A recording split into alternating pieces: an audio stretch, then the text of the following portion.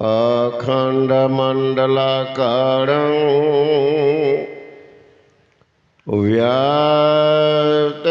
येन चराचरं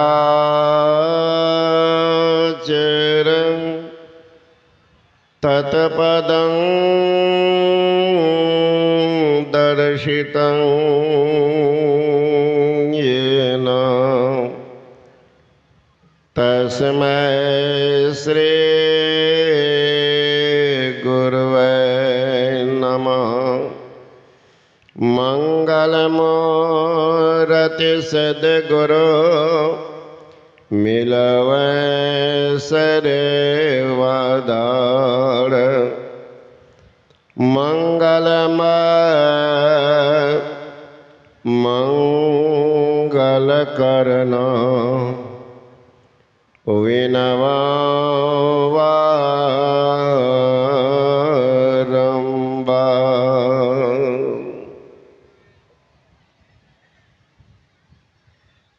श्रद्धा के मूर्ति आदरणीय सम्मान्य सर्वगुण संपन्न विद्वान महात्मागण, संबे समादरणीय सत्संग प्रेम महानुभाव, आदरणीय माताओं एवं भक्तिमती बहनों, अभी हम लोग काकसुंडी जी और गरुड़ जी के संवाद को सुने। गरुड़ जी है पक्षी के राजा और काकसुंडी जी संत की प्रतिमूर्ति। काकसुंडी से गरुड़ जी ने पूछा, ओ महाराज, इतना विशाल ज्ञान आपको कहाँ प्राप्त हुआ? काकसुंडी जी महाराज कहने लगे, महाराज, मैं मिथिलांचल का निवासी हूँ। मेरा जन्म ब्राह्मण कुल में हुआ। मिथिलांचल में अकाल पड़ गया था। कोई पशु पक्षी आदमी का अता पता नहीं, मरने लगी थी। जमीन बंजर भूमि बन गई थी, वर्षा होती नहीं थी। महाराज, मैं भाग करके आ गया उज्जैन। उज्जैन में मैं मजदूरी करता था। मजदूरी करके जीवन चलाता था। ऐसे तो मन करता कि भिक्षा मांग ले। शास्त्र में आया है कि ब्राह्मण को, सन्यासी को भीख मांगने में पाप नहीं लगता। और गृहस्थ हो करके अगर काम चोर हैं, डर से भीख मांगते हैं तो आपको नरक जाना पड़ेगा। तो काम चोर के लिए नहीं। फिर उन्होंने कहा कि महाराज, मैं भिक्षाटन को छोड़कर मजदूरी कर रहा था। संस्कार मेरा था पूजा पाठ करने का। जन्म से माँ बाप वही कया करते थे। विकल रहता था कोई मंदिर मिल जाए, कहाँ जाए कि मुझे उत्तरायण मिले। बार बार लोगों से पूछता, क्योंकि मेरे लिए वो जगह अनजान था। मजदूर में ही किसी ने कहा, महाराज, बगल में ही मंदिर है, शिव मंदिर। मैं गया, वहां देखा, बड़ी खुशी हुई। लगा ऊषर में जाने वर्षा हो गई। अब रोज जाने लगा। वहां एक पहुंचे हुए संत रहा करते थे। वो देखा ये जिज्ञासु है, प्रतिदिन मंदिर में आता है, पानी देता है, फूल चढ़ाता है, फिर चला जाता। जीवन तो इनका जा रहा, समय बर्बाद हो रहा। बता देना चाहिए जिज्ञासु को, बताना चाहिए। अभी देख रहे थे दो बाबा सन्यास, कई बार उनको टाला था। आज तो बाबा बहुत है महात्मा खुशामद करके देते, मैं उसमें नहीं हूं। आज बेचारा रोने लगे कि बाबा हमरा कौन जन्म का पाप है, टालते जा रहे।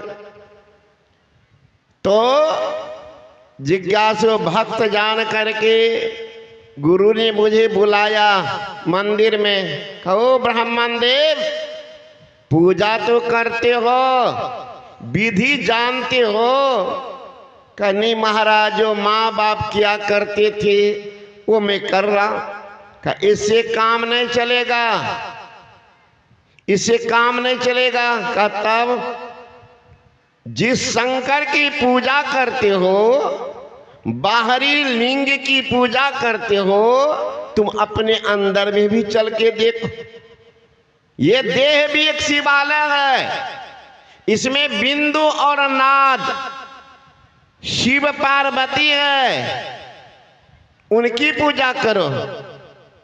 बिंदु नाद महालिंगं शिव शक्ति निकेतनं देहं शिवालयं प्रोक्तं सिद्धिदं सर्वदेहिना। सारी सिद्धियां मिलेगी। अंदर घुस को देखो, अंदर धस के देखो, सही ज्ञान होगा। तो मैं दीक्षा ले लिया, बैठकर ध्यान करता था। एक बार गुरुजी आए, मैं पूजा में बैठा था, लेकिन मुझे हुआ कि गुरु महाराज आ रहे हैं, उससे बेसी काम तो मैं कर ही रहा हूं, भगवान शंकर का पूजा कर रहा हूं, तो खड़ा होने की क्या जरूरत? खड़ा होने क्या जरूरत? अजगर खड़ा नहीं होता, अजगर खड़ा नहीं होता। कोई भी आ जाए, गुरु आ जाए कि बड़े लोग आ जाए, अजगर खड़ा नहीं होता। महाराज मैं क्या बताऊं, गुरु के आने पर मैं खड़ा नहीं हुआ, मंदिर में ही आकाशवाणी हो गई। मैं सुनने लगा। एक बार हर मंदिर जपत रहो शिव नाम, गुरु आए अभिमान ते उठने की न प्रणाम। गुरु दयाल कुछ कह न सके, उड़ना रोष लवलेश, अति अग अपमानता सह न सके महेश। जिनकी पूजा कर रहे भगवान ने बर्दाश्त किया। करे मूर्ख, गुरु के आने पर तू अजगर तरह बैठा रह गया, जा तू अजगरे हो जा। ऐसे हम लोग यहाँ नहीं खड़ा हो जाते हैं, क्या कारण है? बढ़िया दशान भी नहीं है। बड़े आदमी का आपने सम्मान किया, उसका नाम अभिवादन। अभिवादन जो करते हैं तो उनको चार चीज बढ़ जाता है, आयु, सुंदरता, बल और वैभव। तो आप अपना काम कर रहे हैं, आपके खड़ा होने से बाबा जी से 2 फीट ऊंचा नहीं हो जाते। अपना काम कर रहे, अपनी शिष्टता दिखा रहे। तो महाराज आकाशवाणी सुन करके मैं थर थर कांपने लगा, लेकिन गुरु बेचारा कुछ, गुरु दयाल कुछ कह न सके, उड़न रोष लवलेश, लेकिन अति अग अपमानता सह न सके महेश। महेशे न सुने तो पूजा कर रहे थे, उनका खुश होना चाहिए। अच्छा किया, भले बाबा जी का अपमान किया, लेकिन गुरु बेचारा प्रार्थना करने के, हे शंकर भगवान, ये मेरा बच्चा है, इनको पाप से मुक्त कर दीजिए। प्रार्थना लंबी चौड़ी। नमामि शिवशान निर्वाण रूपं विभुं व्यापकं ब्रह्म वेदस्य रूपं निजं निर्गुणं निर्विकल्पं निरीहं चिदाकाश मोकाश वासं भजे। बहुत लंबा है।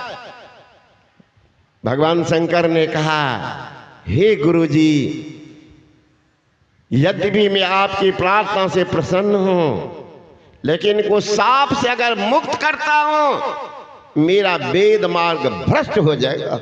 साप तो इनको लगेगा, लेकिन जन्मने मरने में जीव को बहुत कष्ट होता है, वो इनको नहीं होगा। वही है, योनि में जा रहे हैं, ज्ञान का लोप नहीं हुआ है।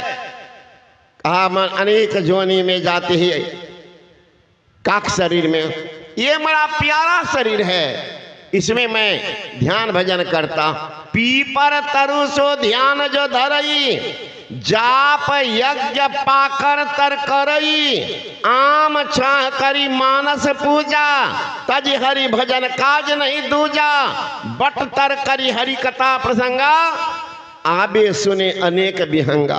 पक्षी के रूप में भगवान शंकर सुनने जाते थे, सत्संग सुनने जाते थे। वही कागभूषणी है का महाराज में मनुष्य शरीर का न महाराज बहुत बढ़िया, ये शरीर कौआ करता भजन, पीपर कर ध्यान, कथा प्रसंगा बाट वर्ग में सत्संग करता कौआ। हरे कौआ नहीं था, रूप था उनका, छिप करके ध्यान करने के लिए, है ना, छिप करके ध्यान भजन किया करता था। वही कह रहे हैं कि महाराज मुझे जो ज्ञान हुआ वो बतावे। मिथिलांचल की मैं निवासी, अभी भी प्रश्नांतर हो रहा है कि आप देखिए राजा जनक स्वयंवर कर रहे थे। दुनिया के जितने राजा महाराजा सीता के स्वयंवर, इसीलिए कि जो धनुष को तोड़ देंगे सीता के साथ शादी होगी। सारे राजकुमार को, वीर को, सबको निमंत्रण दिया, लेकिन राजा दशरथ को निमंत्रण नहीं दिया। क्या कारण है? ये तो राम लक्ष्मण स्वतः विश्वामित्र के साथ गए हैं देखने के ख्याल, निमंत्रण नहीं दिया। कारण था जो अकाल पड़ी थी जिस समय मिथिलांचल में, तो पंडितों ज्योतिषियों को बुलाया गया, कौन उपाय करे अकाल दूर हो जाए। ज्योतिषियों ने कहा महाराज कोई पतिव्रता नारी हो, वो मिट्टी के, कच्चे मिट्टी के घड़े में 1000 छेद करे, उस छिद्र युक्त बर्तन से अगर पानी भर के आपके महल के सामने जो पीपल का भी सूखा पड़ा है उसमें डाल दे, अगर पीपल हरा भरा हो गया तो पतिव्रता की पहचान हुई और साथ साथ वर्षा होगी, अकाली दूर हो जाएगी। अब पतिव्रता की खोज होने लगी तो बहुत आदमी, 10 आदमी क्यों बैठते हैं, सबका विचार सुना जाता।